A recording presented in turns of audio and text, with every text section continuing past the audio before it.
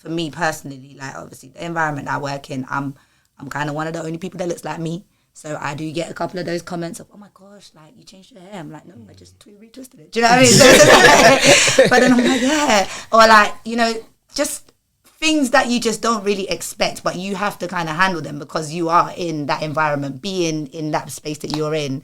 You got to be professional about it.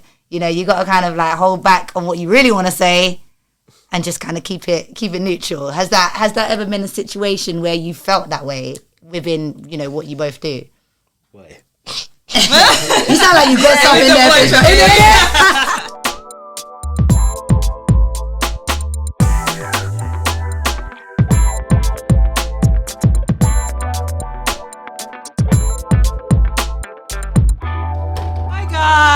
And welcome to episode 3 of season 2 of Banter. And you can see that we have got 2 special guests today. We are so excited. This is going to be such an amazing episode. So to my right here, we have, first of all, introduce yourself.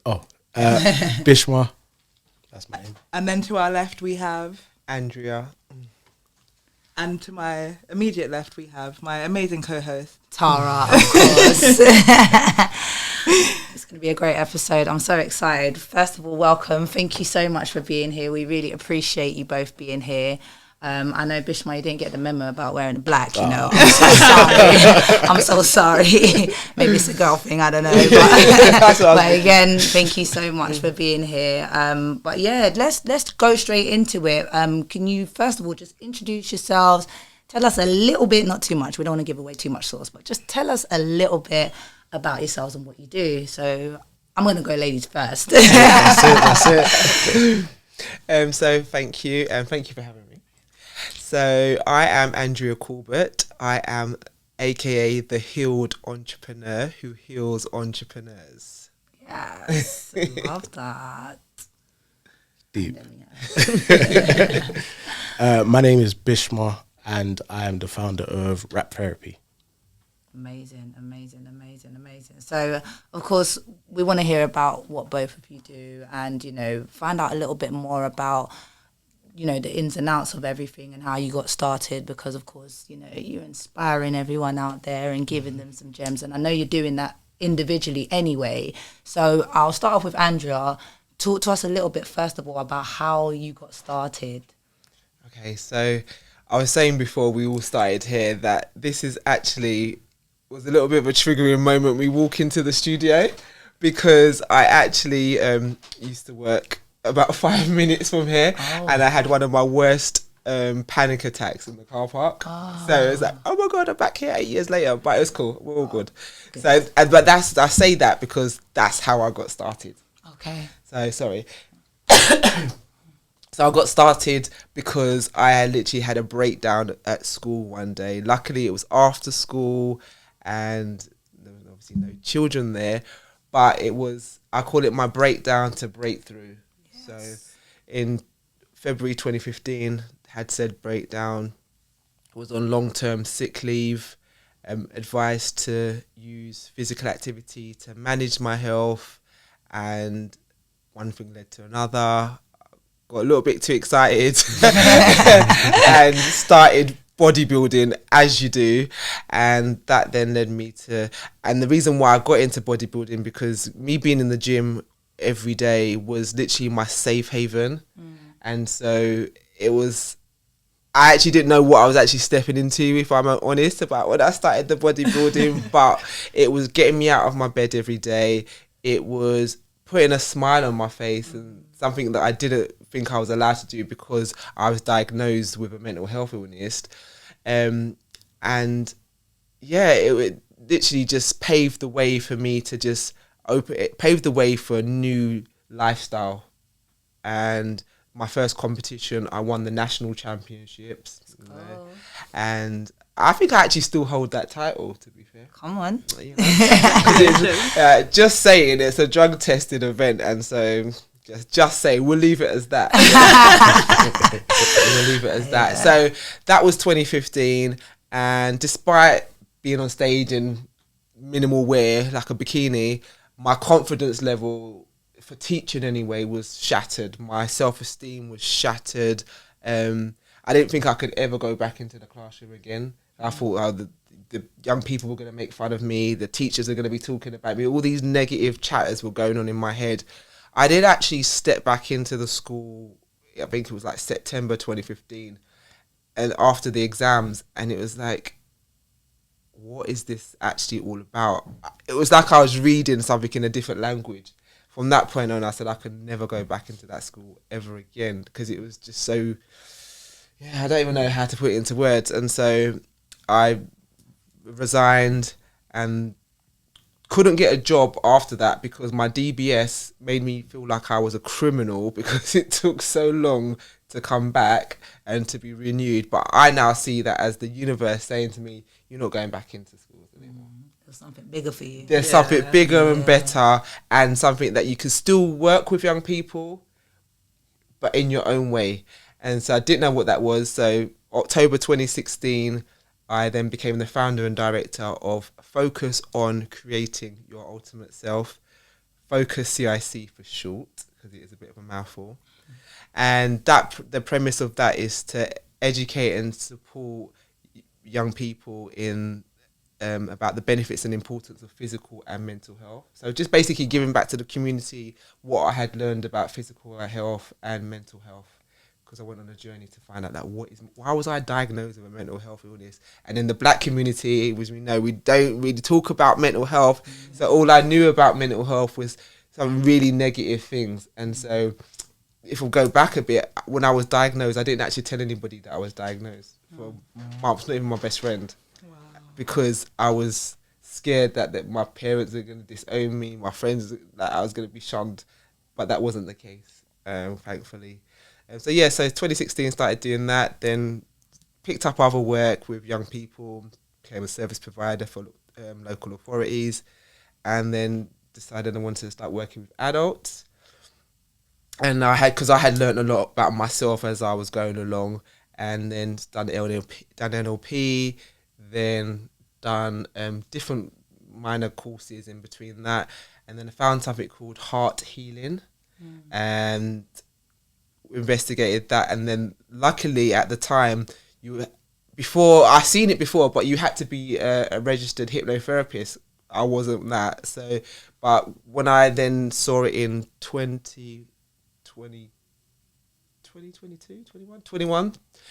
time, the lady was actually doing a package that you can become a registered hypnotherapist beforehand and then do the heart healing. So I thought, yes, this is my time.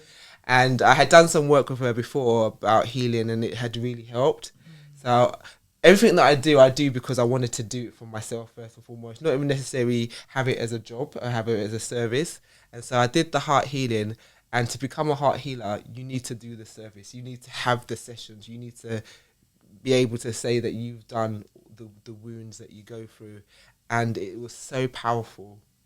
I had really bad father wounds, and it has resolved those issues. Me and my dad are like best buddies now. And it's really, and I was saying earlier, it has a trickle effect into like my son as well. And so I'm actually London's only Black heart healer. Really? Yeah. Wow. So a big statement, That's right? amazing. Yeah, so I'm London's only Black heart healer. But for those, sorry to interrupt, but for those who don't know, what is a heart healer in more detail? So basically, if you think about, first of all, it starts off with going into a deep meditative state. And so it relaxes you. So if you think about having talking therapy, you go in there, you could be anxious about, what am I going to talk about? What are they going to ask me? I don't want to talk about this situation. I've had talking therapy. I've literally just finished not too long ago. But with heart healing, we go into the subconscious. And so when you get into a deep meditative state, just before you're going to sleep and you're just getting relaxed and you're really just easing into that sleep, that's the deep meditative state we get into. I've had people fall asleep during sessions. Yeah. And basically what that does is when you get into your subconscious, you're accessing your limiting beliefs all the things that you've been told when you was younger, between the ages of 0 to 7, we're accessing that point. And so we go into a journey into your heart, using your inner child. So I do a lot of inner child work as well. And basically there's an issue that has caused you to have a wound. So we go through 4 different wounds. Say, for example, the not enoughness wound. So there's an issue that may have caused you to not feel enough, or a person. We don't have to talk about the issue. We don't have to talk about the person.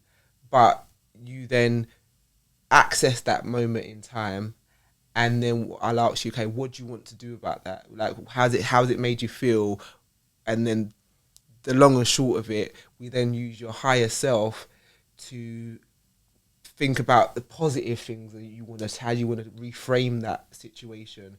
And so yes, we go through the triggering moment, but then we also go through like the positive moment. We reframe that, and then I'll do a audio imprint, so basically another deep meditative state, but this time it's about the positives that you have told me. So while we're in the session, I'm there jotting down these things, and I give that to you, you listen to that, and then that's basically reframing your subconscious mind. And that is advice to listen to that just before you go to bed, or just as you woken up, because you're in that state to really take things in a lot easier. And so so that's basically the heart healing. I'm literally thinking I need some heart healing. And then by the end of the next couple of weeks, be able to say I'm a root cause therapist as well, which is kind of similar, but not. Again, about the inner child, subconscious mind. So I do a lot of subconscious work, and so that's heart healing. Then I'm also I call myself a subconscious money coach, because I'm a personal finance coach, but then look at where's the root cause of your money issues. So again, something that happened to me, I went through a really bad state with money, to the point where I had to get an external shredding company to come and shred all my mail, because I had piled it up so much over the years, because I didn't want to open my bills, because I knew it was bills. Wow. And so that was, and I say this because these things happen to people, but no one really knows, because it's not spoken about. Who's gonna know that I had it wasn't in my house, it was in a cupboard outside my house, that all these letters were piled up to the brim. I'll be still shredding by now if I had to shred them. So literally the only thing, I even got a certificate for it. That's how deep it was. Wow. So these are the things I talk about a lot, because I know someone else could resonate with this. And I know that because I've actually had clients come to me with boxfuls of letters, and I've literally just sat here like they've just opened it. But because they know I can empathize, and it's a safe, non-judgmental environment that I provide, that they can do that. And that's what I do. I always want to be the person that I would have wanted for myself. Absolutely. So I don't come with any judgment. It is what it is, isn't it? Let's get it through it. Let's get to the other side. So yes, I do that in terms of money. And now my most recent qualification is as a business strategist. So hence why I now call myself the Healed Entrepreneur. Although I'm not healed, I'm healing. But when we set a vision, our vision is to be that vision. So I am going to be healed eventually. Who heals entrepreneurs. So what that means basically is I'm able to combine all of these services that I provide now to work with one person. And so you don't have to go to a therapist. You don't have to just go to a finance coach. You don't have to go to a business strategist. You can just come to me. And we're of course going to get you to plug all your socials and everything, so that people can find out about you. And I feel like it's really important, because a lot of the time, if you're an entrepreneur, it's you one that's doing all of this work. And if you're not healed, you're then that's affecting your business. If you're working from your inner child that's still cowering in the corner, or scared to be visible, or remembering we don't talk our business, and we don't talk, and we to be seen and not heard, we're taking those limiting beliefs into our business. That's true. Yeah, so that's why you need to heal the person who is wearing the many hats. You know, you might feel positive in one hat, but then when it comes to another, it's, so again, something that happened to myself. So I know it exists, and I know that once you do the healing and you do the work, how powerful it can be. Yeah, because the doors that are opening up to me now is like, wow, okay. And so it's real. Love that. Yeah, so, and I'm working with people that are saying it as well, so it must be true. It's working. It's working. So that's me in a nutshell. Not much. And that's the thing as well. It's big. It's not even little, and we joke, but this is the thing as well. Working with people to say that what we do is not a little of anything. Because we work hard for what we do, and just to say, oh yeah, just do that little thing on the side. No, that little thing on the side can actually, if you have a strategy for it, can be a big thing. Yep. Yeah, so it's just remembering that. So yeah, I'll be quiet now. Girl, keep it coming. Oh, we love it, man. I'm even listening. I mean, I've met Andrea.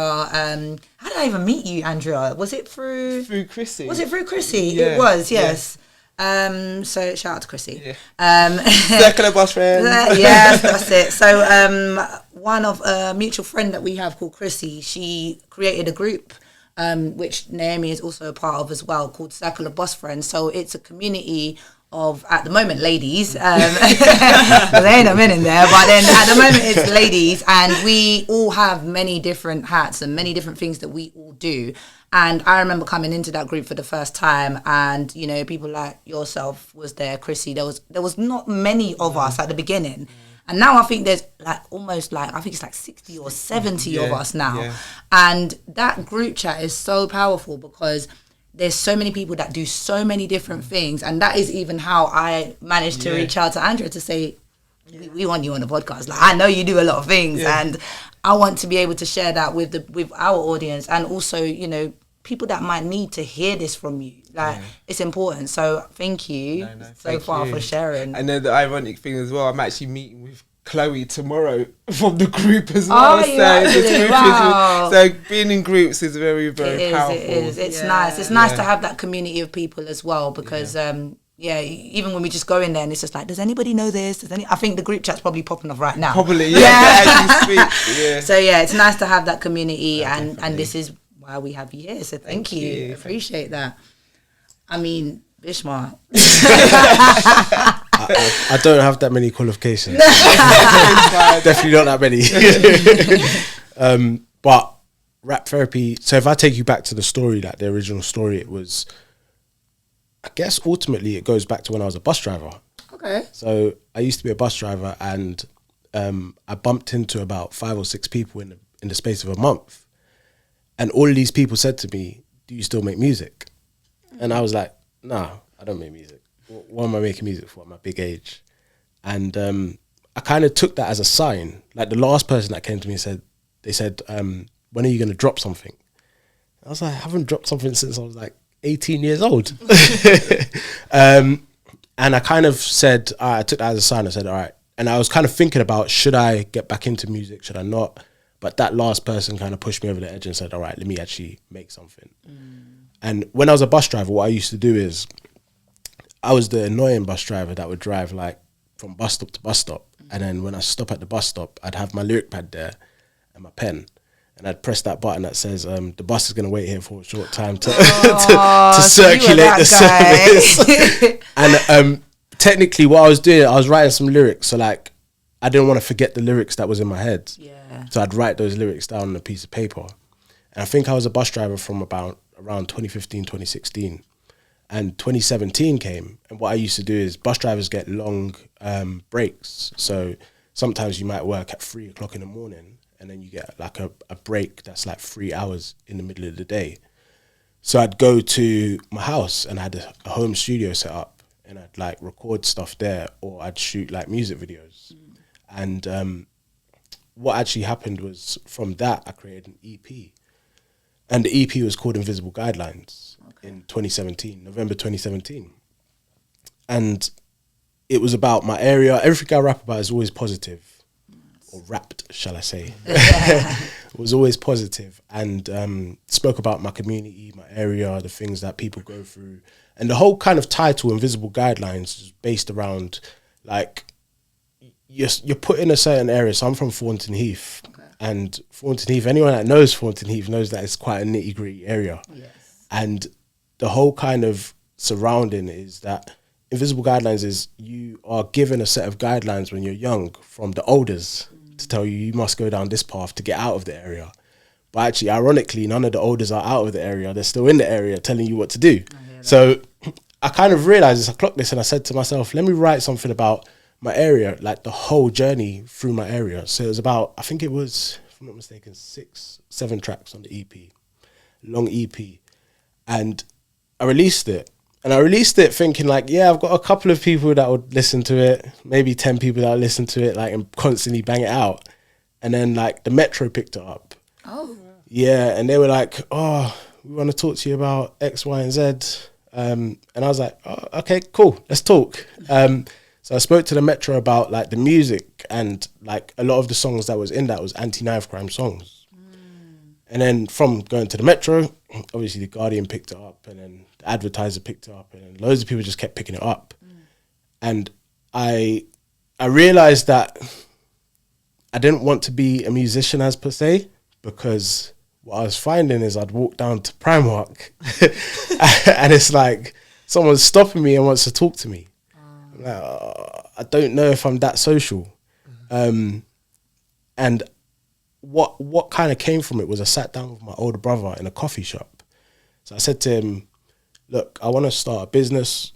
Don't really know what I'm good at, but like I want to do something. And he said to me, you don't know what you're good at. Like, you've just been in the Metro, the Guardian, the Advertiser. Like, obviously you're good at music, right? So I was like, okay, cool. So it's music. And then he said to me, write down 5 things on a piece of paper. Like, he gave me a piece of paper and a pen. And he said, write down 5 things on a piece of paper that you would like to start some sort of business in, some sort of music business in. And I was like, yeah, cool, easy. And he said, before I finish my sandwich. And in Costa, the sandwiches are like this big. Yeah, so like, and he's a fast eater. So like he's eating fast and I'm writing slow. And I'm writing down like the generic ideas. I've got things like manage artists, build a studio, all the generic things that every other person will think about. And then the one that kind of stood out to me was helping young people express themselves through rap. Love that. And I showed him, I said to him, these are my ideas. And he's like, yeah, that's the one, right? Like helping young people express themselves through rap. And he said to me, well, how are we going to do this?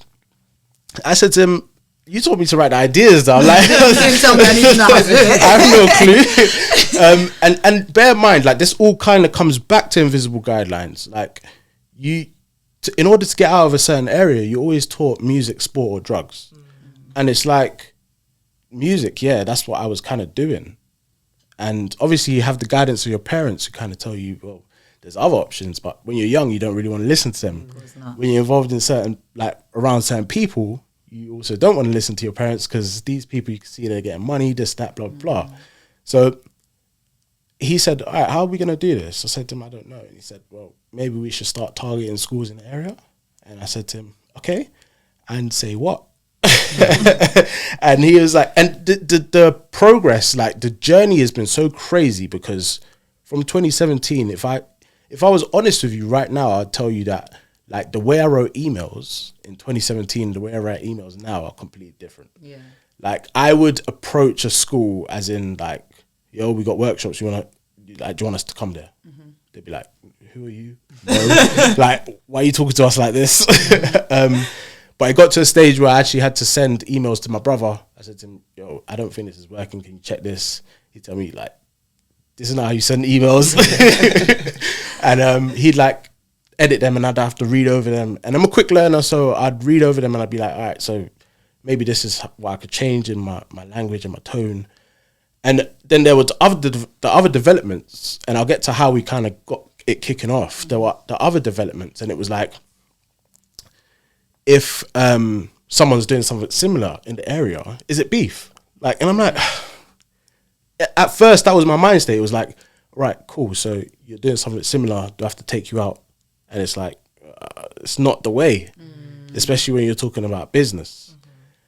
And the thing is, I think that development is like, I understand that now actually people that are doing similar things, it's actually a good thing. Yes. And it's a collaborative thing. That's it. Whereas my young mind state was thinking, well, I'm still making music, but I'm still kind of here around certain people as well. It's like, do I call the boys up and we go deal with you? That's the one leave mentality. Yeah. And it was like, but then it's also ironic because the music that I was making was like about the positive stuff and the journey and how we need to not do that stuff. Exactly.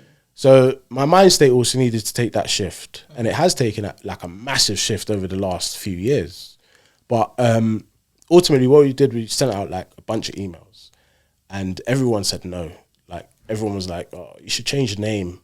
Rap? No, that's really bad. Therapy? No, we don't want that. And there was one lady, I don't think I'll say her name because obviously I don't know if she's watching. Hopefully she is. But she gave rap therapy a shot in one of Croydon's most violent schools. And anyone that knows this school, they know that it was actually named the breeding ground for gangs. Wow. And kids would come from the primary school up to the secondary school. They'd get involved in gangs and then like they go down a really bad path. And we had, initially we had 7 students in front of us. So it was just me and I had to create these workshops. And they were quite, like looking back at it now, they were quite corny, but it did work. The 7 students that we had in front of us, so it was 7 students, and it was over 4 sessions. But between those 4 sessions, there was a week that we couldn't make, so I couldn't make it. And the first 2 sessions, 4 of those children, 5, 6, 7 of those children, all of those children were pretty much getting on with it. They were doing it. The 3rd week where I couldn't make it, and then it fell into half term, 3 of those students got kicked out of school. Oh, man. Yeah. And that kind of showed me that actually the impact of not being there over the duration of one particular week is like detrimental. So worked with the other students that were there, and the school turned around and said to us, look, we don't know what you have done with these students, but they are back on track in school. We are not going to permanently exclude them. And obviously like you got the stages in school where you get suspended multiple times, you get managed moved, you get permanently excluded, you go to a pupil referral unit. But they were like, they have no clue what we've done. And I said to them, well, we've just like literally spoken to them, had those conversations with them and kind of just let them talk and then write about how they feel in the form of like a musical kind of way, which they already think is cool. They listen to it anyway. They just didn't know they can express themselves through this kind of medium. And that we took time as well to mentor some of these students as well, some of these young people. And I still see some of them to this day, like, because they're from the area. And they'd bump into me, they'd say, hi, Proph. Like, that's what they'd call me. They'd call me by my music name. And I'd be like, hey, so-and-so, like, whatever their name is. And it's always love. But I think one thing that those children really realised and they really liked about the whole kind of workshop in general is that they had the opportunity to speak to someone that looked like them. Yes. That's the first thing. Yeah. Second thing is they had the opportunity to speak to someone who they could trust. Like, I came in with absolutely no judgment. I said to the school, the first thing I said to the school is, don't tell me about Johnny being a bad boy. Like, I don't care. Like, I'm coming in with an open mind. I will figure out if Johnny is a bad boy or not. And growing up in a certain environment, I know who's a bad boy and who's not a bad boy. Like, none of those boys were bad boys, but they could turn into bad boys if they're not guided in the right kind of way. And from that, those 4 students were able to like complete school or whatever, which is great. But then the journey grew when that one school told their primary school, like the kids that come up to that school. And then we worked with some students there, and the school was like, I don't know what you've done, but it's been amazing. And then from there, it literally grew to the point where it was like schools were just talking about rap therapy, especially in like South London. And then somehow, some way, we got to North London, we got to East London, we got to West London. And it's like, we got to Surrey. And it was like, okay, so now we've got all of these places. I realised, all right, so I myself cannot just go from South London to East London to 5 different schools in the space of a day. It's not possible. So I said to myself, all right, well, how am I going to get some rappers on board? Don't have much money. How are we going to pay them? I don't want to have to go through that process where we do bad things to get money, or I have to pick up extra jobs to get money. Like, how are we going to pay people? So there was a few kind of layers to it. The first layer was, what type of people do you want to work with these children? And the first thing was, do they have to necessarily be black? No, they don't. But do they have to have music experience? 100%. How can I send people into a school that have absolutely no music experience? Do they have to have a clean DBS? Yeah, they do. Because we're in school. And sometimes what we get is we get people that apply for jobs with us that have like a really dirty DBS. And it's like, you're a great rapper, but no, you can't work with our kids. Because then it's like, it's not judgmental. It's just like, we've built ourselves such a name where actually clean people can talk to people and can talk to these young people and help them improve. So the first layer was finding those people, and we found like an amazing group of people who kind of just go in and out of schools now. The second thing was, well, how do we get funded? So again, sat down with my brother. I said to him, "You're the brains. How do we do this?" and he kind of directed me into like things like networking, and I was like, "Oh, I've got to go and talk to people." And again, it's that you grow up in a certain area, you're not used to doing certain things.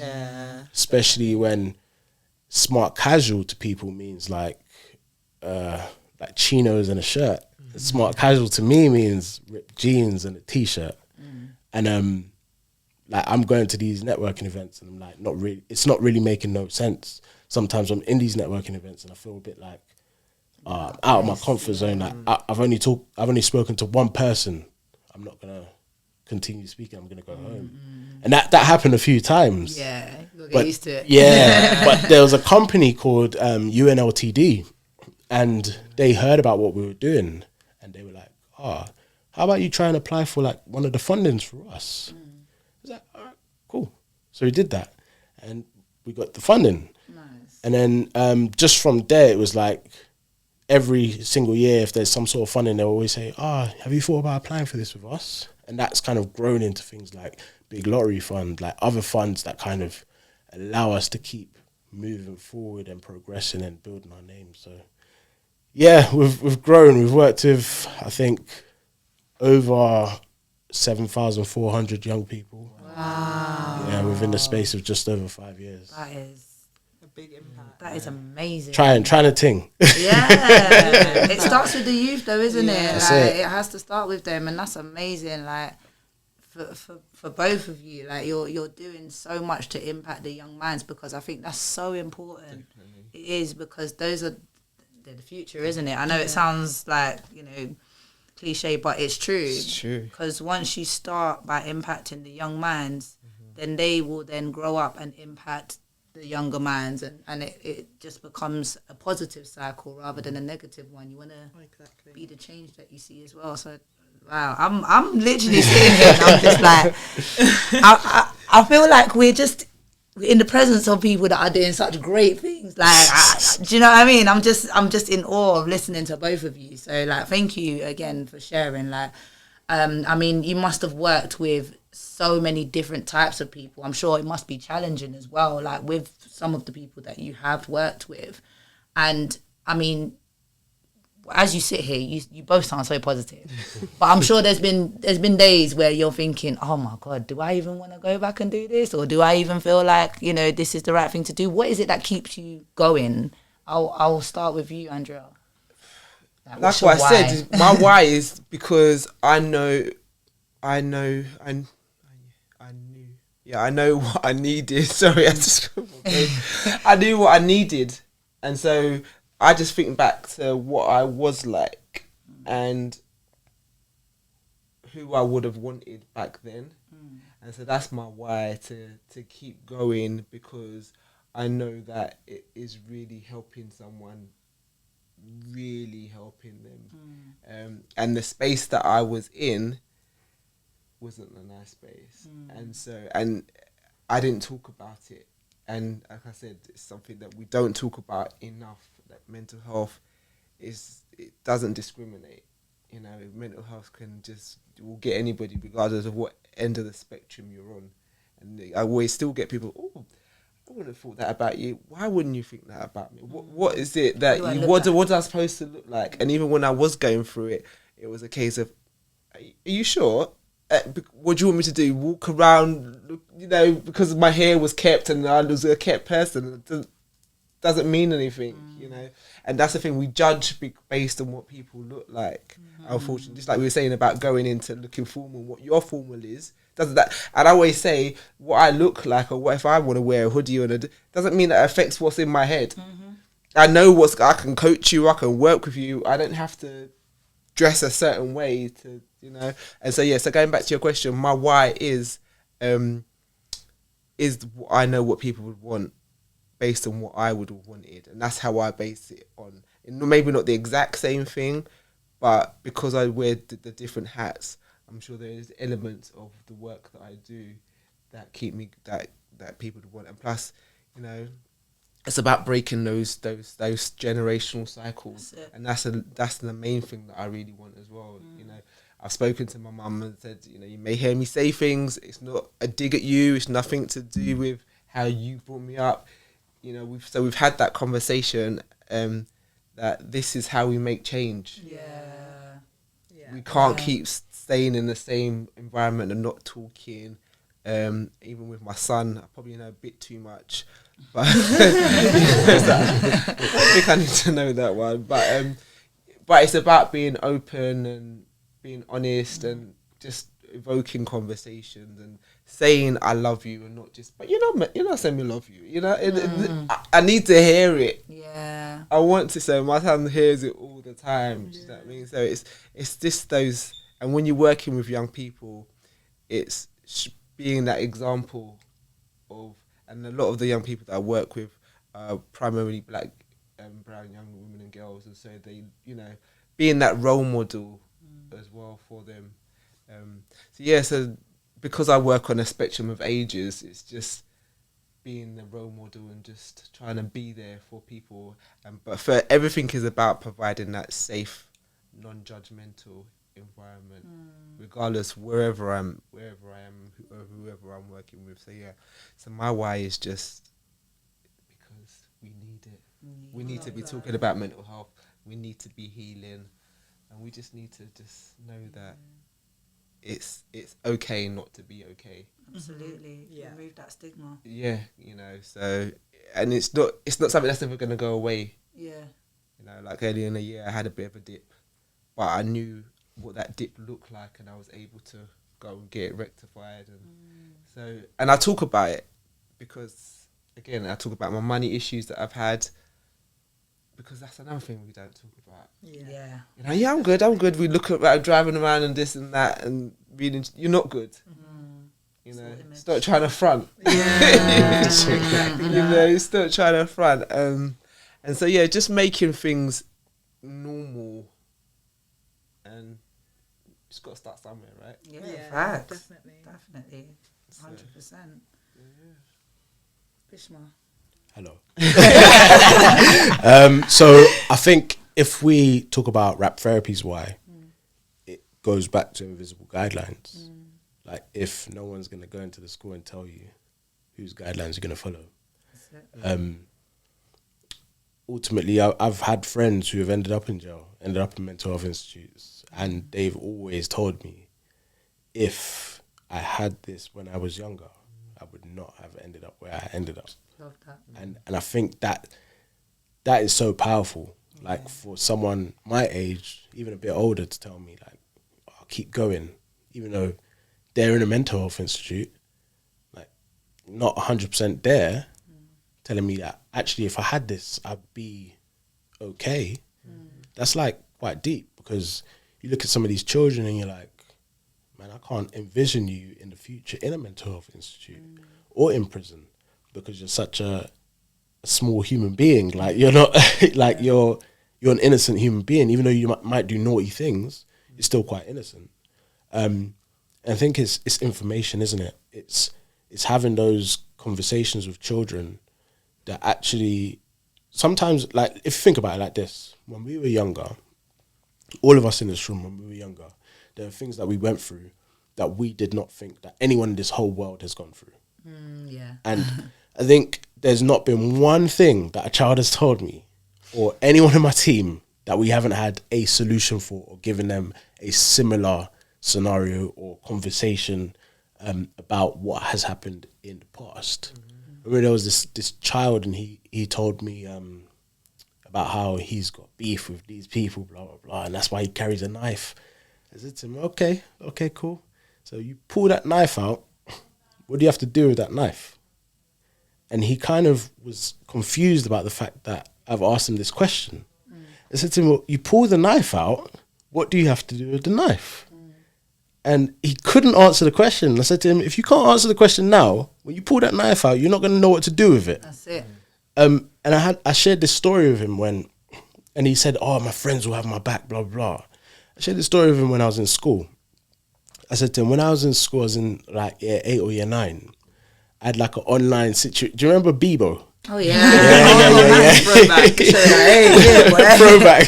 Throwback. I had an online situation with a guy. And this situation, I don't know why, in my silly head at the time, I said to him, right, well, this is my school. Come to my school at X, Y, and Z time. And the whole craziness about this story is that in the morning, like he had called me, like he had my number or whatever. He called me, oh yeah, I'm coming to your school after school. And then I said to him, oh yeah, well, come to my school, innit? That's cool. And then as I was putting my phone kind of down, teacher came, saw my phone, confiscated my phone. So I couldn't call anyone from the area to come and back me. Yeah, so this is where it gets all techie.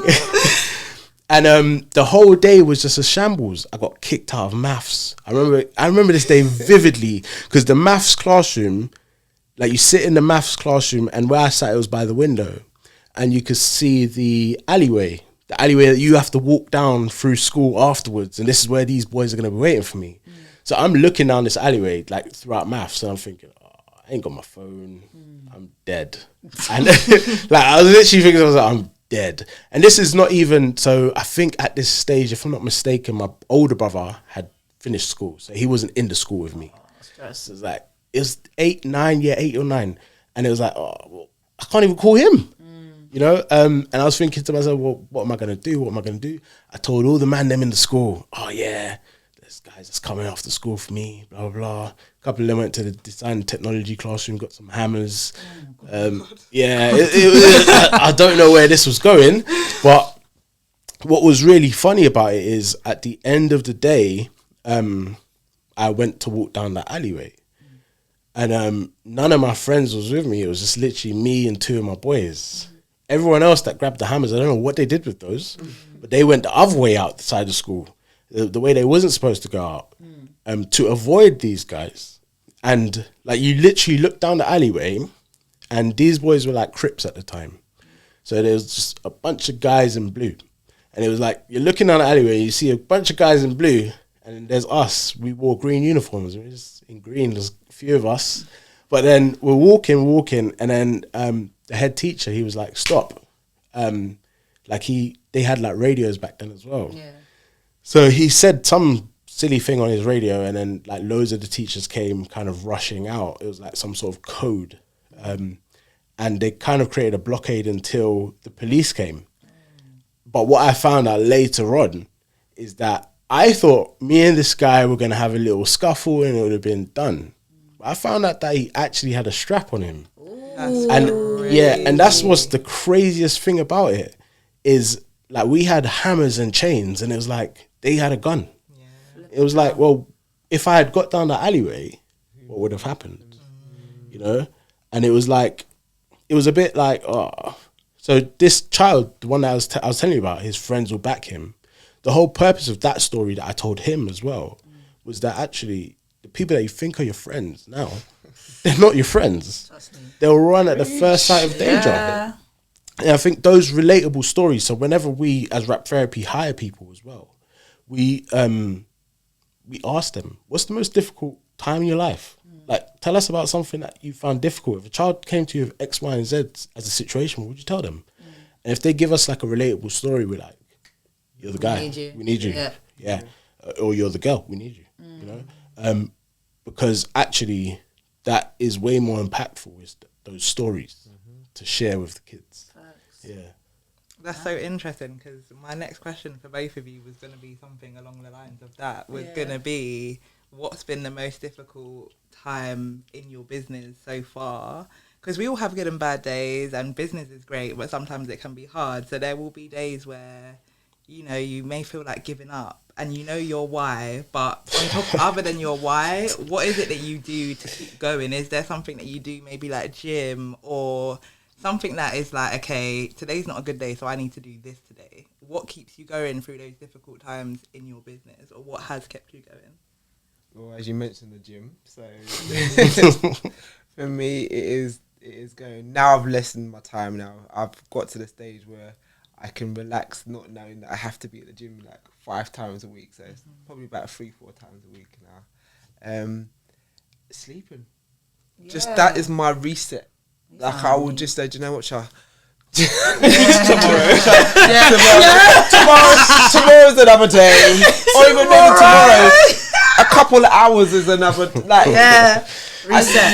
It's my reset button. I'm like, do you know what? I can either sit here at this laptop, rocking away, nothing's not actually happening, or I can go to my bed, sleep, and wake up and that's it. Let's do this. And that's what I have to do. And that's what I've learned to do. And it's like that was hard because it's like, if I go to sleep, I'm not going to get any work done. But then you had to talk myself. I talk to myself a lot. If you was in my house, I'm like, well, if you don't go to sleep, I'm laughing because it's me. Yeah, trust me, we can relate. There's one or two things. You cannot go to sleep and sit at the laptop and not do any work, or go to sleep, have a beautiful rest, and get up and do something. Make it make sense. Yeah. So it's like, and then once I started listening to myself, then it became a lot easier. But in the beginning, it's like, how can I sleep? I haven't got any clients. I'm not making any money, and I'm not entitled to rest. But it's just kept being counterproductive because I'm still not doing anything anyway. So I might as well just rest. You know, and so so that's being like my go-to for when things just get too much. I love that. I can relate with the sleeping. 100%. Sleeping is my. I'm not even gonna lie. I genuinely think sleeping is my favorite hobby at the moment. Yeah. Like I can't. And you see when you're talking about that one moment before you're about to drop asleep. Yeah. I love that feeling. Like I'm literally just like, the sleep's coming. Sleeping champion right here. She's winning awards for sleeping. Yeah. Maybe the loves in that way. I do. How about you, Bhishma? What's your? I'm a bit different. So like I come from a world where like you just crack on with it. Like, you get on with it.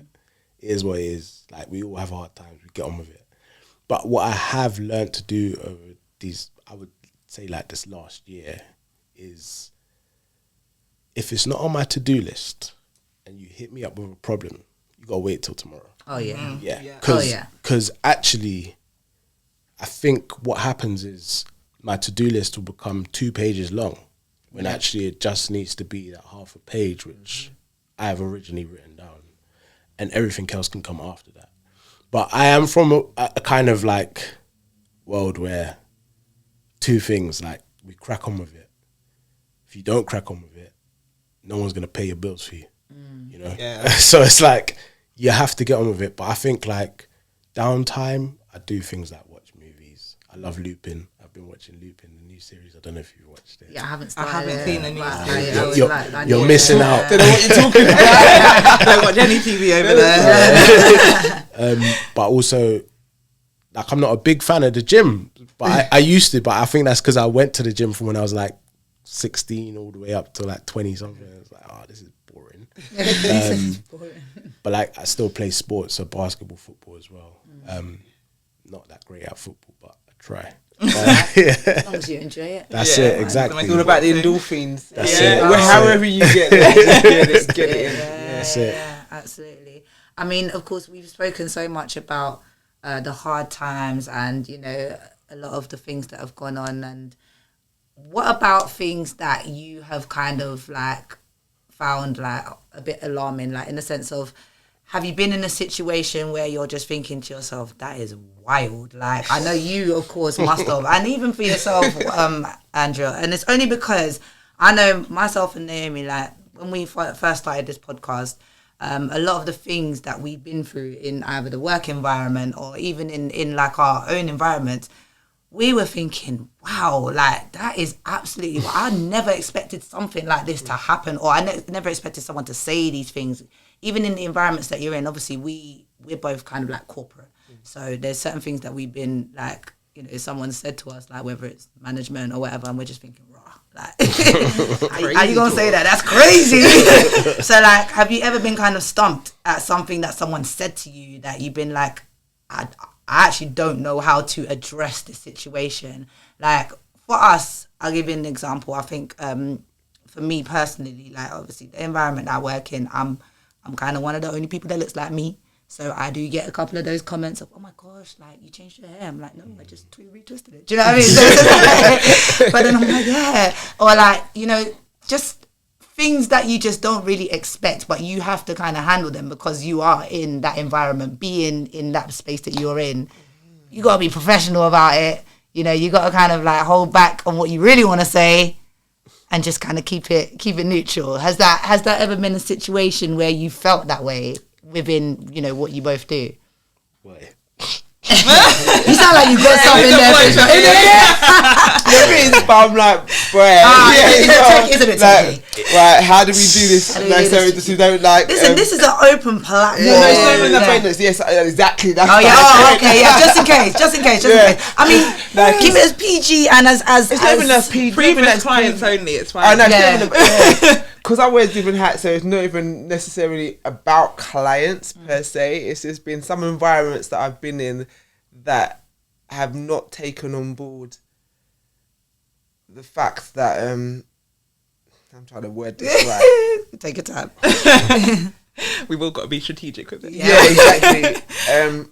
When it comes to advocating for young black children, especially in the work that I do in terms of like just being around in schools, even though I'm not teaching though, but showing others that it may be all right. This and if something tragic happened in our area with a young person, and then we all had a local meeting, and you know we've got people that don't look like me saying, yeah, my child likes this subject or X, Y, and Z. And I'm like, well, do you know what? The realness of this is that your child feels safe in school because a lot of the teachers that are in the school look like your child. Now, for my child and many other children that go to school, they don't feel safe because they're not being represented. And so there's a difference in how your child feels about school and to how my child will feel about school. There's a difference between how your child can walk on the street and how mine had to stop wearing hoodies because he was being profiled too much. Alright, so it's really, I wouldn't even say it's just really, I think it's more, I'm more call myself more of an educator. Like, I'm there to not to embarrass you, but to help you see facts. So a lot of the time I will put myself in positions to make people realise that this is what happens on a daily basis. We can, as black people, we we suffer with mental health before we even stepped out of our house, because you've got to think about, what am I wearing? Who's gonna be there? How am I gonna be judged? You could just rock up in wherever you want and just have a lazy day today, Tom. Do you know what I mean? Could wear a hoodie because it's comfy, but we can't wear a hoodie because it's aggressive. Yeah, exactly. So there's so many different nuances that we have to just. Okay, how am I going to say this so that you don't feel like I'm the angry black woman? Yes. But this is for me to educate you on what it is like as a black woman. And then I've had a situation where it's been turned around. Well, I don't even want to know. Let's not even go there. Yeah. I can't even make this situation out that it's just gonna be too and the place that I'm at the moment, I can't really get too deep with it. So, but that's one of the situations that I've had that's been like, okay, we have to tell you how it really. I have to tell you how it really is for you to really understand. You know, and they say like, my child doesn't feel safe walking on the street. Get it, but 9 times out of 10, when these things are happening on the street, they're not coming for your child. Your child just unfortunately happens to be there and sees the situation. I get it, that's not nice. But we as black mothers, we have to worry about our child. Is it going to happen to our child? Do you know what I mean? These things, and I don't know if that's even part of the question, but for me, that's the things that I feel like you just don't get. Like, how are you going to say that? Like, it may not sound like those moments, but when you're in the moment, it's like, wild. That's wild. Like, it's wild to me, but clearly to you it's not. But that's why I'm here, to educate you, to show you how wild it really is. This is it. And like, it's not, I mean, I just want to, just to be clear, like, obviously this platform that we present is for every single person, but we also want to make sure that people understand. But this is it. It's not about, it's not about a race. It's not about being racist but it's about education. Exactly. So some of the things that people say are wild. I'm not going to lie. And I'll say it straight up. And that's what I'm saying. I don't hold back about and I say it in a way that's not aggressive. It's not coming across negative. It's facts. But this is what I was just about to say. It's so annoying that we even have to give a disclaimer. I know. What's that? They need to give a disclaimer. Why do we have to give a disclaimer? Because we're discussing how it's literally the life that we live in and the world that we live in. Is that we're all different and we live life from a different perspective. The people that I work with, they live in a different world to me. Like, they don't live where I live. They have no idea what my life is like. If they heard a story about a strap, they would be frightened, and we're just all just like, because for us it's different. Like, life is so different, and I don't understand why it's always so taboo to acknowledge that. Most of us have very different lives when it comes to races, even culturally. Like, my Asian friends do certain things different, my white friends do certain things different. One of my work colleagues even had the audacity to ask me what my grandmother's funeral was like because we're black. And exactly. Hold on, what? Exactly. And this is what I mean. It's just like, why is it such a taboo thing? If my white colleague can say that to me and not think that there's anything wrong with it, why can we not discuss how we feel and not have to give a disclaimer? I just feel like we need to be more comfortable with having these conversations openly. That's because we should be able to. Like you said, just normalising certain things. So it's common. So the only reason why I held back about not saying is because obviously I'm still in the situation. Yeah, definitely. So, and I just of course. That for me, it is, and again, it's showing young people as well. And so something else that happened is working with young people. They've said something that's happened in the school, but not knowing the position that I've had within the school, and it's like, I can feel where they're coming from, and it's so sad that they have to actually go through this. But it's giving them a safe space to have these conversations, so it is allowing them to know that yes, they may not be able to talk to everybody, but that even with what you're doing, like, I know exactly what you're doing is giving them that space to talk freely and being themselves. Obviously, if it's a safeguarding issue, you have to do what you have to do. But more times it's like, chat to me, let's talk. What's for you? You know, and that's what they like. And it's like, I get the same thing. It's like, what are you doing? I don't know. We're just chill. We're just cool. Like, even one of my young people, we went to a book launch on Friday, the book launch on Friday. We went to the Black Business Show, and it's just taking them out to do things that they wouldn't necessarily do, and just that's my mentor. That's you know what I mean? It's like so I just feel. Yeah, I feel the thing that we're doing, just creating that space so that when anything wild does come up, they're not responding in that way. We're teaching them or how not to responding at all, because sometimes people just don't know what to say, so they don't say anything. That Whereas too. I think it's more important, like you said, to educate people to make sure they actually understand. Yeah, because a lot of wild things can be said about many different situations, and it's just how you handle them. That's it. And I know the old me might have handled the things a lot different to what I do now. Even my son was like, "Mum, you're just so like." Whereas before, it used to be like and that's all like the work I've done, the inner work that I've done to know that that's just gonna make me look old, and I'm not about that life. And just before we wrap up, Bhishma, talk to us. Is there? I mean, you laughed first of all. When I even said that question, you gotta give us the wild thing. So, honestly, I got no filter when it comes to this stuff. I love it. Like, as in, I'll say it how it is, and I think that's what's actually respected and appreciated by some of these people. I want to change my hat real quick, as in not like actually, as in like change my hat. So from rap therapy, on the other side, I'm also an English educator, so in secondary schools. Okay. And my previous job, I was a head of year as well, and it's really funny how much a lot of people don't have, like a lot of people in leadership don't have a lot of sense.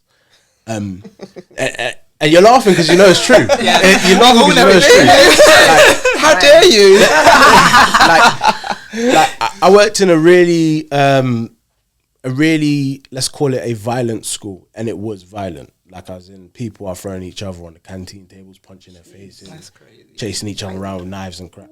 Like, it was crazy. So there was an incident where after school, obviously, you know, the typical, like, kind of like the story that I just told you about me. Like, after school, something happens and whatever. So the way the school is a square, and it's not a big school, it's quite a small school. And if people are watching this, they'll know what school I'm talking about, in Brixton. Gave the location too. And there was an incident where a group of boys came from Tulse Hill to this school to deal with another child who I teach. And this child was in year 11. Now, obviously it's a group of boys and they're not from the school. They are boys that aren't even in school. They haven't gone to school. They're in their own clothes. They've got whatever they've got on them. Now, they're outside the school waiting for this boy. There's 3 of them, like, just outside the school. There's a whole bunch of them just in the estate opposite the school. And a girl in my year group at the time, she came up running up saying, "Oh, they come to kill my brother, blah, blah, blah." And she had run past the head teacher. She had run past all these SLT teachers to come to speak to me about it. And I was like, "Kill? What are you talking about?" And she was like, "Look outside the window." I looked outside the window, see a whole bunch of boys, like, in the estate, because you can see it from the window. And I see, like, a group of boys just opposite, like, by the traffic light. So I'm like, all right, cool. Let me see what I can do. Obviously, because I'm from a specific world as well, I kind of know how to deal with specific things. So I've gone downstairs. It's myself and another black teacher. And she's like no filter as well. I love it. Someone I actually look up to in the education world. So I've gone downstairs. She's standing just by the traffic light. I go up to the youths. Like, there's 3 of them. One of them's standing up, and then the other 2 are, like, sitting down like they're going to do something. They don't know I'm a teacher. So they think I'm just on some smoke. And I asked them, first question I asked them was, "Yo, why are you here?" And they took it like, "Who's this guy questioning me? Like, he's on smoke." I said to him, "Bro," like, and this is where my teacher hat just kind of flew off. I said to him, "It was the bro." Yeah. I said to him, "Bro, I'm asking you a question. Answer the question, innit? Like, where are you and why are you here?" and he started to get like super amped in it, like, and his boys started to stand up. And the thing is, like, the other teacher, had she not stepped in, like, it could have been a different story as well. Again, this is where the growth comes, and you have to learn things and understand things. She had said to him, he's a teacher, but she also knows how I am. So she knew that teacher or no teacher, I would have banged him. I promise you, I would have banged him in front of the school, in front of the kids, period. And I think, like, obviously I've grown since that period, but like her stepping in and saying that, we were then able to have that conversation. He was still really angry at the situation. That I questioned him why he's here. Like, I was like, well, obviously I need to know, innit? Like, I'm a teacher in the school. Someone's come up to me and said that there's a madness going on. Anyway, so I have the conversation with the kid, whatever, and I look at him like he is a kid. He's like, he's what, like maybe 19 years old. You're a kid, you're a little boy. So I'm having a conversation with him. I say to him, all right, whatever the problem is, I'll sort it out. He tells me what the problem is. And then I said to him, all right, cool. Those children that you're looking for are not here right now. I will sort it out. He goes off back into the estate. Now, all the boys from the estate now have kind of moved forward. Bear in mind, the school are not supposed to be stupid. Like, there are multiple members of SLT who have walked past me and this boy having an altercation. The head teacher walked past me and this boy having an altercation. He walked over to the side of the estate, between the estate and the traffic light, and there's a tree. And and I promise you, I kid you not, he was hiding behind the tree. Like, I'm not even joking. He saw everything that was happening. You know, in my mind, I was like, I can imagine him hiding, and you actually said, He was hiding behind the tree. And I need to mention, this is not my current school. It's a very different school, but he was hiding behind the tree, and there was another member of SLT with him, hiding with him. And the problem is that actually you can see we're sorting out the situation. Why have you not, number one, called the police to come and sweep the area? Yeah. Or number two, come and spoke to the boys and told them, look, this is a school, go away. Yeah. I would have thought they would have called the police. Because you know where you're at, like, you know what school you're in, you know that things might happen, come on. Yeah, check the even crazier part. The crazier part for me is this: the child who they're after is still in the school. And the school has two entrances. So you got the back entrance and you got the front entrance. No one's at the back entrance. I said to the school, I said to a member of SLT, well, let's use our logic here. Why don't we just get some of them going through the back and then get them out? Even if we have to call them a cab to get them home. Oh, we can't call them a cab, because if we call them a cab, then there's been a private transaction between you and the child. Sorry? If that was your child, what would you want to happen? Exactly. So, anyway, long story short, like, I just didn't understand, like, why me and the other black teacher had to sort out the situation. Those children ended up going eventually because it got too late for them to stay around. The other children, they went home. Funnily enough, those two children, like the girl and the boy, they live literally off of my road. But I wasn't allowed to drop them home as well. It's like, oh, come on, like, guys, this is getting out of hand. So, and the thing is, I was very, I had a great relationship with the parents. So the parents knew who I was, like, a great relationship with them. They would have happily said, yeah, take them home, because they knew that I lived off of their road as well. So the next day, me and this lady are talking, and we're like, oh, has anyone come up to you about the situation? No, no one's come up to me. No one's come up to me either. And the thing is, the head teacher came, like, kind of walked past and said, oh yeah, about that situation yesterday, thank you for thanking us about that situation. And it was sarcasm, because he didn't thank us. And I wanted him to understand that, actually, why have you left it to two people who are just like normal people in the school to deal with a situation with all of these guys? It could have turned out real dangerous.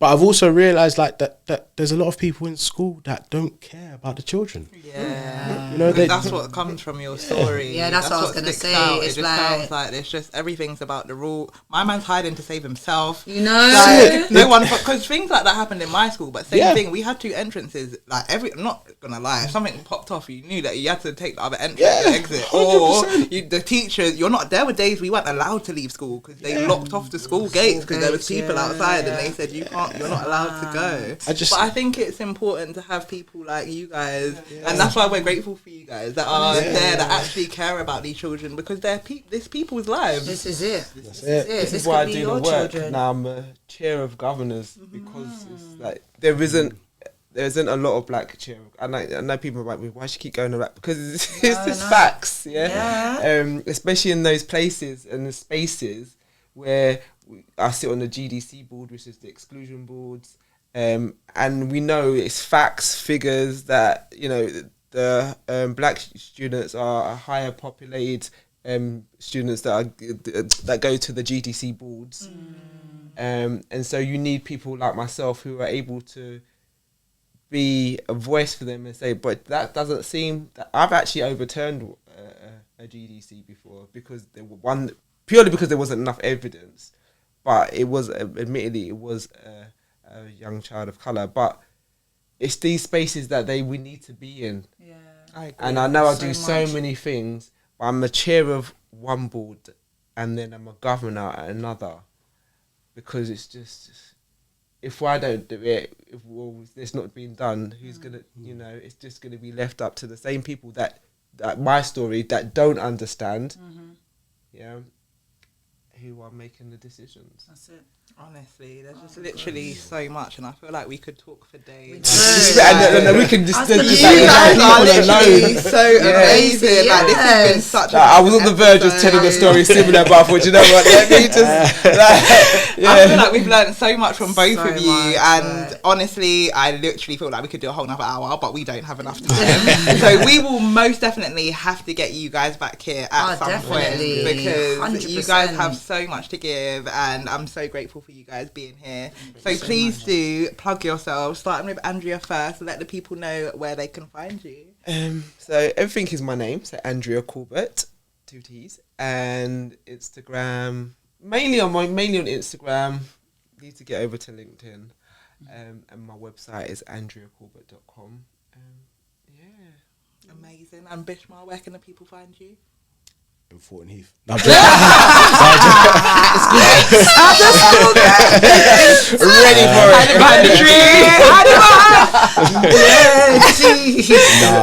it. So mainly on Instagram as well. You got my own account, which is PROPH _100, Proph 100. And then you got Rap Therapy, which is RAP _therapy _100. Those are underscores. But yeah, not really on LinkedIn either. I mean, I'm there, but they won't get a reply if they message me. Yeah. So yeah. Love that. Thank you guys again, once again. Thank you for Value was amazing. And like I said, keep doing what you're doing. We have to get you back on because we need to find out what's going to happen in the future, because we didn't even get to discuss what you guys have to come. Oh, definitely. We're excited to see where both of you are in your businesses in the future. Yeah. Absolutely. But thank you so much for sharing. I think that's just been it's been so insightful even for me. Like I'm sitting there and I'm just like, ooh. But thank you so much for sharing. It's been great. And I definitely want to plug a little something before we go. Go for it. We got something coming up, which of course we do want you both to be in attendance, and that is our live podcast, and it is coming up on the 26th of November. So that is when it will be. It's going to be in the South London area, and we want you all to be there. You're going to see the link underneath this pod, so please click the link and get that information. Follow Business and Banter on all platforms. You already know how we do, guys. Thank you for tuning in. It's been amazing. It's been great. And we'll see you next time. Ciao, ciao. Bye.